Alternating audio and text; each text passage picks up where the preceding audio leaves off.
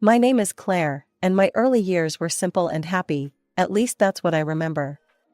My parents both worked at the local factory, a steady job that kept food on our table and a roof over our heads. But life has a way of throwing curveballs when you least expect them. I was only 6 when the factory declared bankruptcy, leaving both my parents jobless in one devastating blow. I remember the night they sat me down in our small living room. Mom's eyes were red from crying, though she tried to hide it with a forced smile. Dad kept fidgeting with his wedding ring, a nervous habit I'd come to recognize. "Claire, sweetie," Mom began, her voice trembling slightly. "We need to tell you something important. Your father's old friend has offered us a business opportunity in another state," Dad continued, trying to sound optimistic. "It's a fresh start for all of us." I didn't fully understand what was happening until they explained that I would be staying with Grandma while they got everything sorted out. They promised it would be temporary, just until they could establish themselves in the new place. The next day, I found myself in Grandma's cozy house, surrounded by the smell of fresh-baked cookies and the gentle whirring of her old ceiling fan. She did her best to make the transition easier, but nothing could fill the void left by my parents' absence. They called regularly, at first, every few days, then weekly, then whenever they had time. Each call followed the same pattern. They'd tell me about their growing business, promise to visit soon, and assure me they were working hard to create a better future for all of us. Life with Grandma settled into a comfortable routine. She was patient, kind, and always made sure I felt loved. But I couldn't shake the feeling of being left behind, especially during school events when other kids' parents would show up with cameras and proud smiles. Then, for years later, everything changed again. I was 10 when they showed up unannounced on Grandma's doorstep, not to take me home as I'd hoped, but to add another child to Grandma's care. My 2-year-old sister, Sarah, clung to Mom's leg as they explained that their business demanded too much time for proper parenting. "We're doing this for their future," I overheard Dad telling Grandma in the kitchen that night. "We'll send more than enough money for both girls. You can hire help, whatever you need." Grandma's response was firm but tired. "If you're going to do this, we need to make it official. No more informal arrangements." That's how, in one afternoon, my parents legally transferred their parental rights to Grandma. They signed the papers with practiced efficiency, as if they were closing another business deal. The first nanny Grandma hired was Mrs. Peterson, a sweet lady in her 50s, with decades of childcare experience. She lasted exactly 2 days. Sarah would scream the moment I left for school, her tiny face turning red as she reached desperately for me. "I'm so sorry," Mrs. Peterson said, gathering her things after another failed attempt. "In all my years, I've never seen such separation anxiety." Grandma tried 5 more nannies over the next few months. Each one came highly recommended, each one left defeated. Sarah would throw herself on the floor, kick and scream, or hide under furniture, anything to avoid being left with a stranger. "No, want Claire, Claire," became her daily mantra. I remember one particular morning when Ms. Rodriguez, our third nanny, tried to read Sarah a story.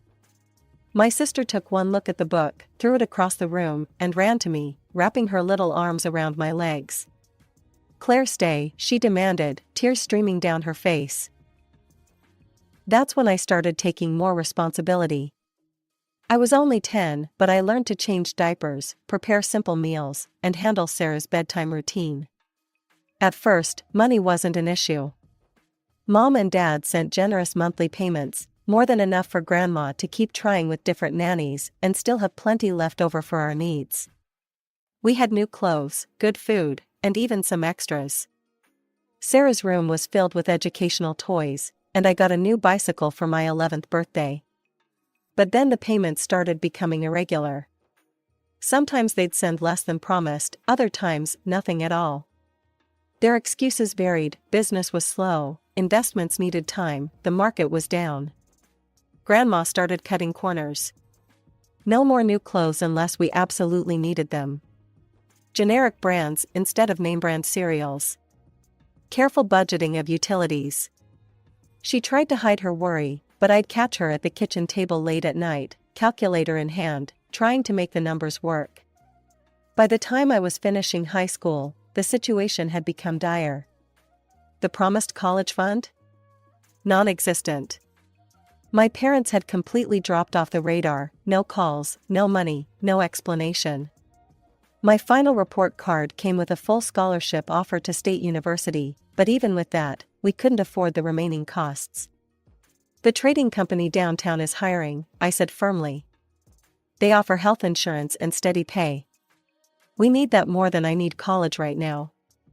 The next week, I started my job as a junior sales associate at Marshall Trading Company. The pay wasn't great, but it was enough to keep food on the table and Sarah in school clothes. College would have to wait. Grandma's death hit us like a thunderbolt on a clear day. One morning, she just didn't wake up. Sarah was 16, and I was 24. We stood together at the funeral, just the two of us, watching as they lowered the casket into the ground. Our parents didn't show up, didn't even send flowers or a card. Life got harder after that. I picked up every extra shift I could at Marshall Trading. Weekends? I worked them. Holiday pay? I volunteered first. Office party planning committee?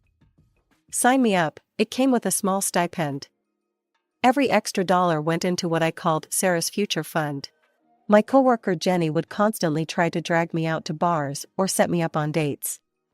"Claire, you're wasting your youth," she'd say, perched on the edge of my desk during lunch breaks. "That cute guy from accounting asked about you again."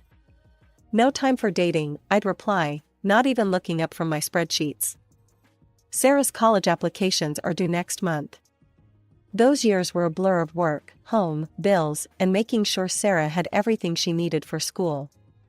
I bought my clothes from thrift stores, but made sure Sarah had new ones. I ate ramen noodles, but packed her healthy lunches. Every bonus went straight into her college fund. When Sarah got accepted to Riverside University, I nearly cried from relief. We could just barely afford it with her partial scholarship and my savings. Life has a funny way of surprising you sometimes.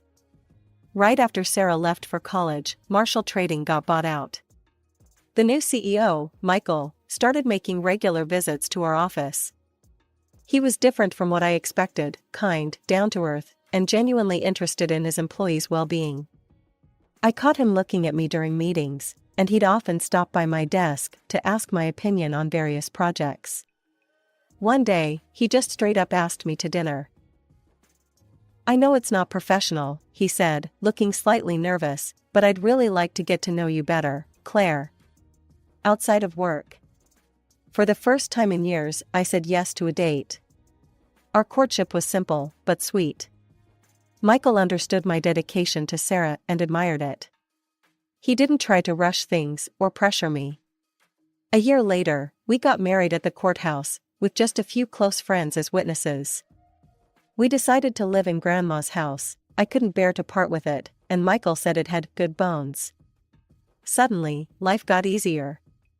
Michael's salary meant I could finally buy myself nice things without feeling guilty. I got my first designer handbag, started getting regular haircuts at a proper salon instead of trimming it myself in the bathroom. Last month, Michael surprised me with a trip to the Maldives.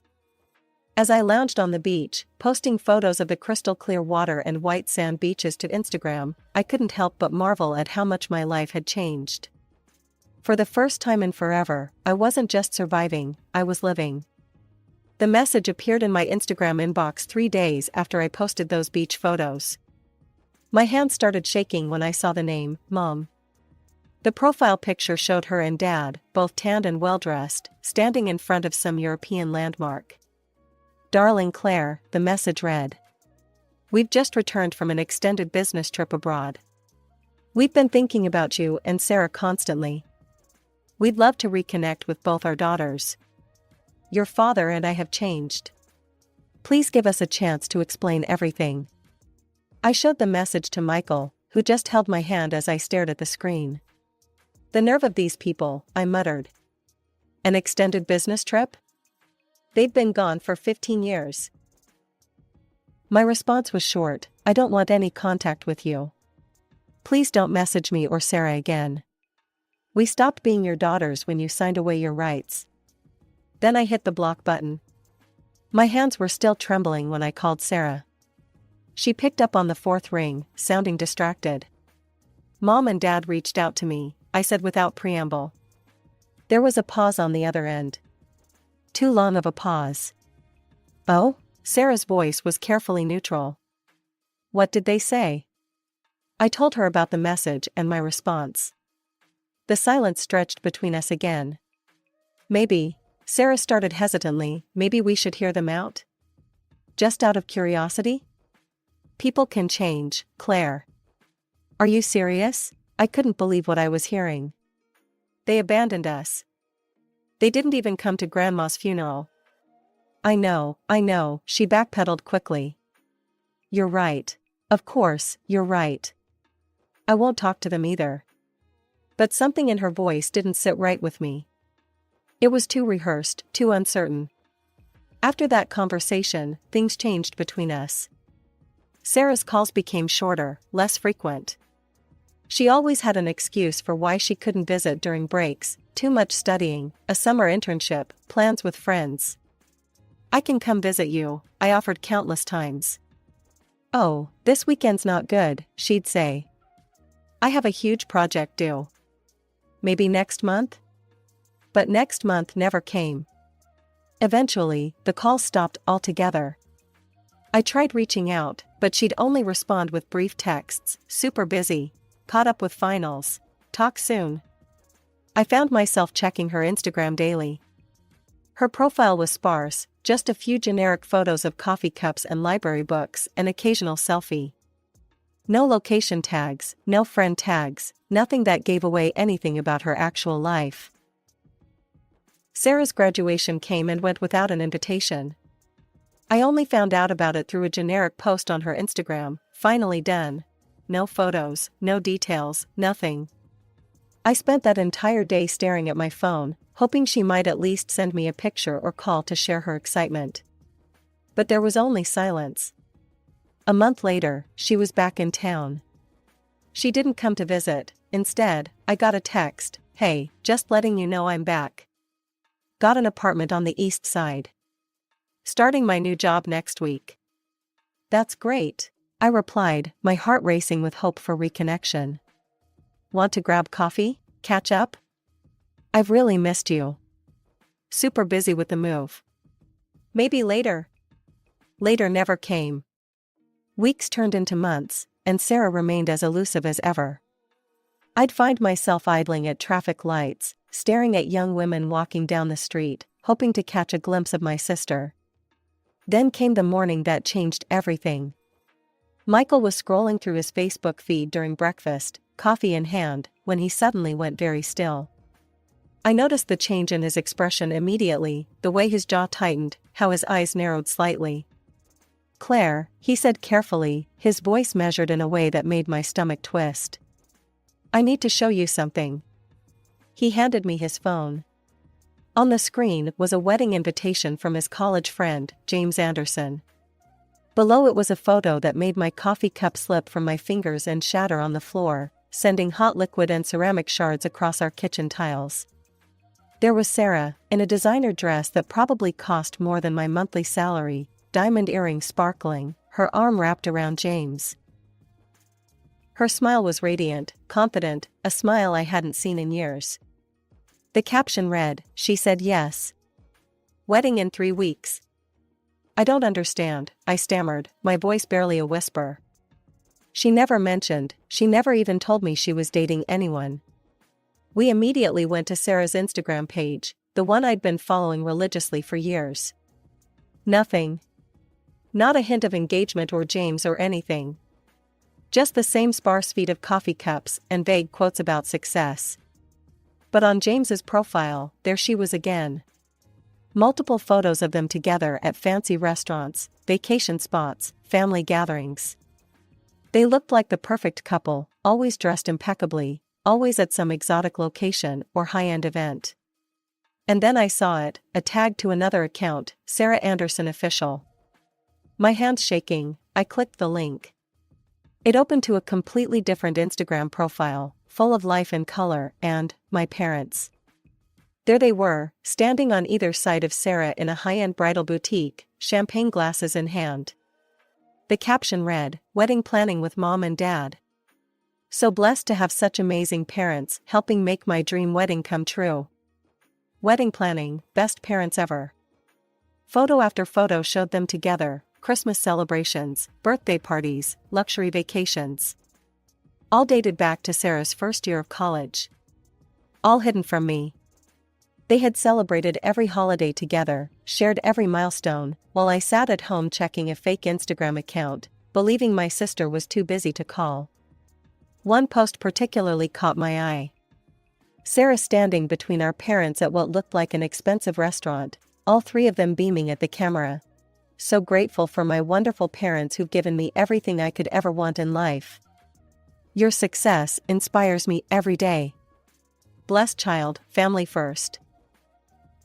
With trembling fingers, I dialed Sarah's number. The phone rang and rang, each tone feeling like an eternity.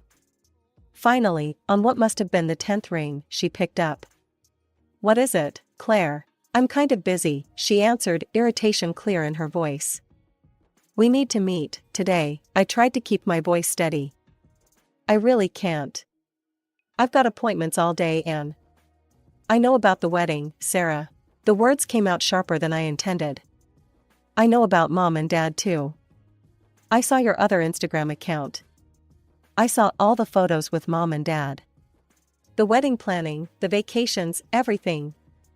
Another pause, shorter this time. When she spoke again, her voice was different, harder, colder. "Fine. You want the truth? I'm tired of living like you, Claire. Scraping by, shopping at thrift stores, counting every penny. That's your life, not mine." Her words felt like physical blows. "I lived like that so you could have an education. I sent you money every semester." She cut me off with a harsh laugh. "Oh, that money? Yeah, I spent it on Gucci bags and Christian Louboutin shoes. Mom and Dad were already paying for my tuition and apartment anyway." "What?" I felt like I couldn't breathe. "You mean all those years I worked overtime, skipped meals?" "I never asked you to do that," she snapped. "That was your choice. And honestly, Mom and Dad give me more in a month than you scraped together in a year. They abandoned us." I was practically shouting now. "They left us with Grandma and never looked back. How can you just forget that?" "People change, Claire. They made mistakes, sure, but they've more than made up for it. They're successful now, wealthy. They can give me the life I deserve." "So they just bought you? Is that it?" "Call it what you want," she said dismissively. "They're paying for half my wedding, James's family is covering the rest. It's going to be amazing, 5-star hotel, celebrity wedding planner, 300 guests." My voice was barely a whisper now. "Why didn't you invite me?" There was a moment of silence before she answered, her voice dripping with disdain. "Look at yourself, Claire. No college education, living in Grandma's old house, wearing off-the-rack clothes. You'd stick out like a sore thumb. My friends are all from good families, educated people. I can't have you embarrassing me." Her voice turned cold and final. "Do not come to my wedding, Claire. I mean it. Don't try to contact me, don't try to show up. You'll only embarrass yourself and me." The line went dead before I could respond. I stood there, phone still pressed to my ear, listening to the silence, feeling my world crumble around me. After I hung up the phone, everything I'd been holding back came rushing out. I collapsed onto the kitchen floor, sobbing uncontrollably. Michael found me there, curled up against the cabinets, tears streaming down my face. "I heard," he said quietly, sitting down beside me. "I heard everything." He held me while I cried, my tears soaking into his shirt. When I finally calmed down enough to speak, he had a determined look in his eyes. "I need to make a call," he said, pulling out his phone. "Michael, don't," I started, but he was already dialing. "James?"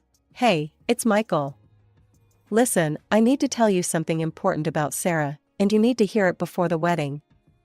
I watched as Michael paced our kitchen, telling James everything about our parents abandoning us, about how I'd raised Sarah, about the secret Instagram account and the years of deception. He told him about the money I'd sacrificed for her education, only to learn she'd spent it on luxury items while our parents paid her tuition. I won't be attending the wedding, Michael concluded. And you needed to know why. 3 weeks later, I sat in front of my laptop, watching the wedding livestream. I told myself I was torturing myself unnecessarily, but I couldn't look away. The venue was spectacular: crystal chandeliers, flower arrangements that must have cost thousands, a string quartet playing softly in the background. I watched as our parents arrived, Mom in an expensive designer dress, Dad in a tailored tuxedo. They looked exactly like their social media photos: successful, polished, proud. Sarah appeared in her wedding dress, looking like a princess from a fairy tale. The ceremony began traditionally enough. But when it came time for the vows, James stepped forward and took the microphone. "I'm sorry," he said, his voice echoing through the speakers, "but I can't go through with this wedding." The crowd gasped. Sarah's face went pale. "There's someone missing here today," James continued. "Someone who should be standing right next to the bride. Claire, Sarah's sister, who raised her when their parents abandoned them both. You could have heard a pin drop in that ballroom. Claire sacrificed everything for Sarah: her education, her youth, her dreams. She worked multiple jobs to put Sarah through college, or so she thought. And how does Sarah repay that love and sacrifice? By hiding her sister's existence, being ashamed of her, and uninviting her from this wedding because she's not sophisticated enough." Sarah tried to grab the microphone. "James, please." "No," he cut her off. "I've learned something important through all this. Money can buy beautiful weddings and designer clothes, but it can't buy character. And I won't marry someone who could treat their own sister, their own mother figure, with such callous ingratitude." With that, James walked down the aisle and out the door, leaving chaos in his wake. The livestream continued for a few more minutes, capturing the stunned faces of the guests, Sarah's mascara-streaked tears, and our parents' attempts to control the situation. 2 weeks later, through the local business news, I learned that my parents' company had gone bankrupt. Apparently, they'd been operating on massive debt for years, maintaining a facade of wealth while teetering on the edge of financial collapse. Now it had all come crashing down, taking with it their ability to maintain Sarah's luxury lifestyle. It was a rainy Sunday afternoon when they showed up at my door, all three of them, looking considerably less polished than in their social media photos. "We need to talk about what's rightfully ours," Mom announced, pushing past me into the house before I could stop her. Her eyes swept across the living room, the same furniture Grandma had loved, the same photos on the walls, the same worn but well-maintained hardwood floors. "This should have been mine," she declared, turning to face me. "This is my mother's house." Sarah followed, her heels clicking on the floor, though I noticed they weren't Louboutins anymore. "And I'm her granddaughter.